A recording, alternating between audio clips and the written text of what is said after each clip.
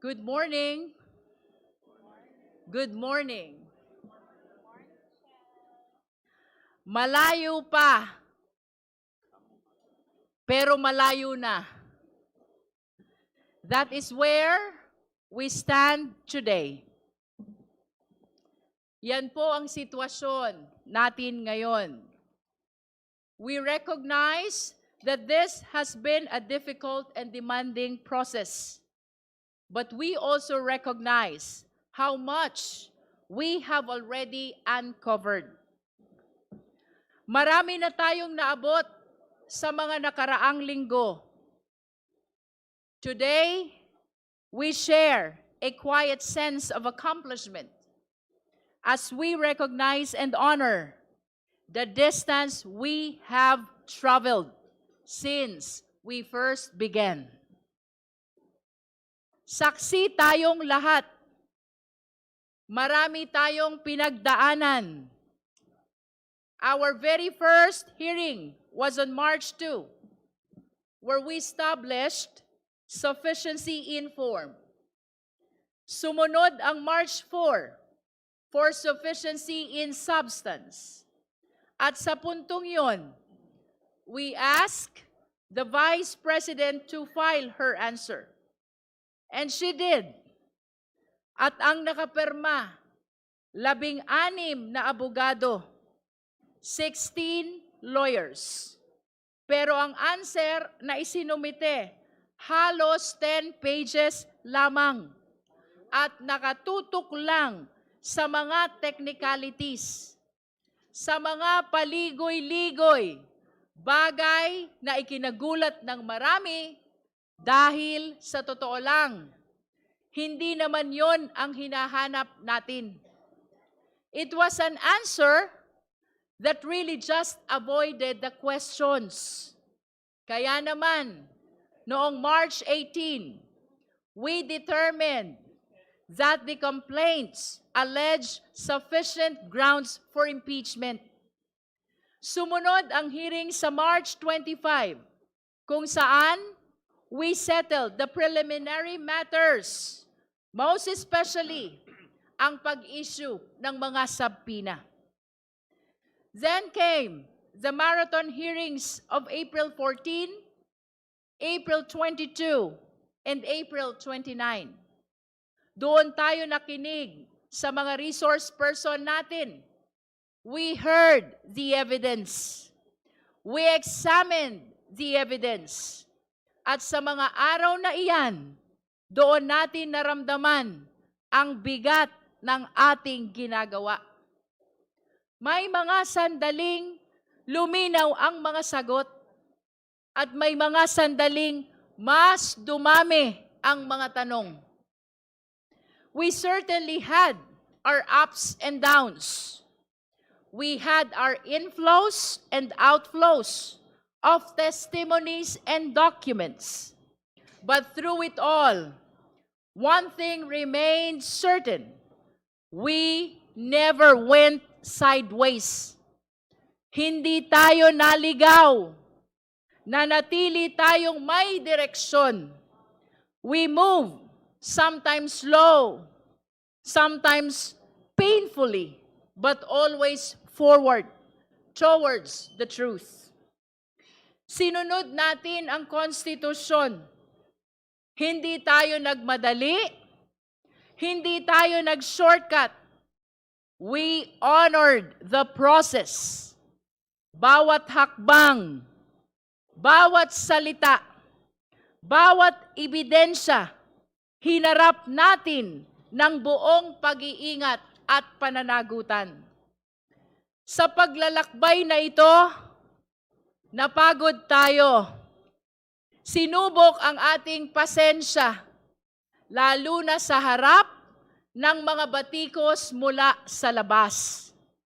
We saw the press conferences of the Vice President's camp. We saw the petitions filed in the Supreme Court and the complaint filed in the office of the city prosecutor. Opo, maraming hakbang ang ginawa upang pigilan ang prosesong ito. Pero sa kabila ng lahat, hindi tayo natinag. For in the end, it is not the absence of struggle that defined us, but the refusal to lose our way, the discipline to stay the course, and the clarity to never lose sight of where we are going. At noong mga nakaraang pagdinig, we have seen the evidence. Ito ang mga nakita at narinig natin. Una, ang testimonya ni Ramil Madriaga na base sa ebidensya, mas kilala sa pangalang Sir Ram. Pangalawa, ang mga misteryosong envelopes at ang mga questionableng resibo. Pangatlo, ang paliwanag ng NBI tungkol sa magkakaibang pangalan, ngunit iisa ang pirma. Pang-apat, ang sertipikasyon ng PSA na walang record ang mga pangalang katulad ng Mary Grace Piatos. Pang-lima, ang COA findings na nag-uutos ng refund na 73 million at 375 million. Pang-anim, ang ulat ng AMLC patungkol sa 6.7 billion na mga transaksyon, napakalaking halaga na dumaloy sa mga account ng Vice-Presidente at ng kanyang asawa. Pang-pito, ang mga natuklasan ni former Senator Antonio Trillanes IV na ang malaking bahagi ng kayamanang ito ay may kaugnayan sa illegal drugs. At ang mas nakakagulat, ang pahayag na ito ay tumutugma sa record ng AMLC. Pangwalo, ang mga dokumento mula sa SEC na nagpapatunay na walang kinikita ang mga kumpanya ng Vice-Presidente kahit na natili siyang aktibo sa isa sa mga kumpanyang ito, nang ibig sabihin ay pinagsabay niya ang pagiging Vice-Presidente at pagpapatakbo ng negosyo. At nitong huling pagdinig lamang, noong April 29, dalawang bagay naman ang napag-usapan natin. Una, ang selyadong kahon mula sa BIR na sa kabila ng matinding debate, hindi muna natin binuksan. Kahit nasa kapangyarihan naman natin na buksan ito. Sabi nga ni Deputy Speaker Janet Guerin, ang puso natin ay gustong buksan ito, pero ang isip natin nagsasabing huwag muna. At dagdag pa rito, nagpahayag si Congressman Benny Abante, hindi porket kaya nating gawin ang isang bagay, ay dapat na nating gawin. At ang pangalawa, ang mga ebidensya ng pagmumura at ang pag-contract ng assassin. Grabe po itong mga ebidensyang ito, lalo na yung video ng Vice-Presidente. Kong Laila de Lima described it perfectly when she said, noong gabing iyon, nakita natin ang totoong Sara Duterte. Nanlilisik ang mata, halos bumula ang bibig, at lumabas ang dugo sa tenga dahil tila ba sasabog na ang kanyang ulo sa galit. At that point, Congresswoman Janice Digamo once again shared her own painful experience as a victim of political violence herself. Pinaalala niya sa atin na ang banta ng pagpatay ay hindi biro. Ito ay seryosong panganib sa buhay ng tao. Yan po ang lahat ng natalakay natin at pinag-aralan natin lahat ito. Sinuri ang bawat anggulo, katulad ng paalala ni Congressman Brian Poe noong nakaraang pagdinig. Seryoso ang tungkulin nating ito at dapat tratuhin ito na may kaukulang respeto.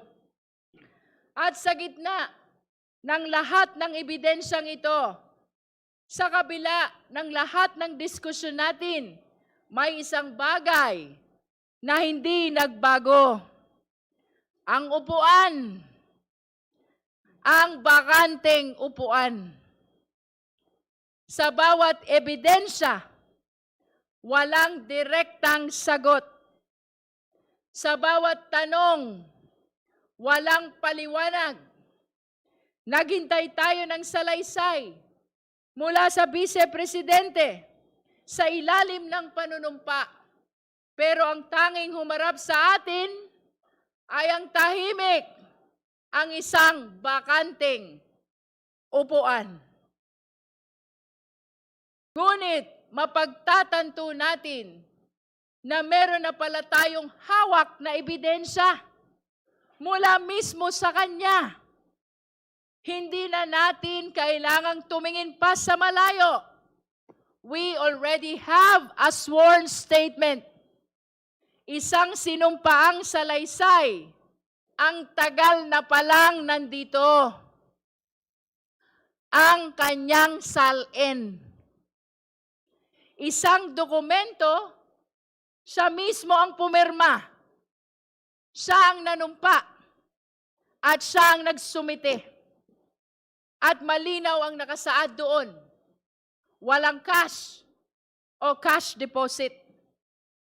Ngayon, itabi natin ang salin na iyon sa lahat ng ebidensyang ating naipon. Doon lumabas ang tanong na hindi na natin matatakasan.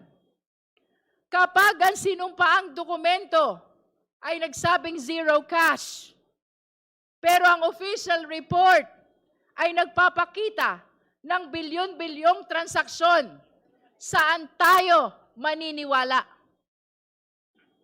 Kaya naman, noong April 29, the Committee on Justice decided that we have seen enough. No need to extend. No need to give one more chance to someone who refuses to attend. Sabi nga ni Congressman Percy Sendanya, hindi na kailangan ng makeup class ang laging nagkakating class. By a unanimous vote, this committee found probable cause to impeach Vice President Sara Z. Duterte for culpable violation of the Constitution, bribery, graft and corruption, other high crimes, and betrayal of public trust. That brings us to today. Ngayon, May 4. Kukumpirmahin natin kung anuman ang mga nangyari noong nakaraan sa pamamagitan ng isang committee report. We are therefore here to finalize the committee report along with the attached resolution setting forth the articles of impeachment. Our task is to approve these documents and transmit everything to the plenary. This is our mandate under the rules. Tayo ang Committee on Justice. Bukod tangi ang komiting ito dahil sa buong listahan ng mga komite sa Kongreso, tayo lamang ang tanging binanggit at binigyan ng partikular na mandato ng ating konstitusyon. We were given that name for a reason.